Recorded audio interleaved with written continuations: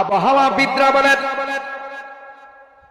পৃথিবীর মধ্যে এমন কোন সময় নাই যে সময়ে পৃথিবীর আকাশে আযান হয় না। আল্লাহু আকবার বলেন।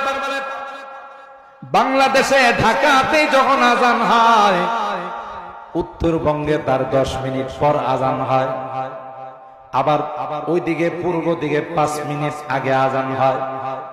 কথা কয় না। বাংলাদেশে যখন আযান হয় তার আধা ঘন্টা পরে ইন্ডিয়াতে আযান হয়। কথা কয় না।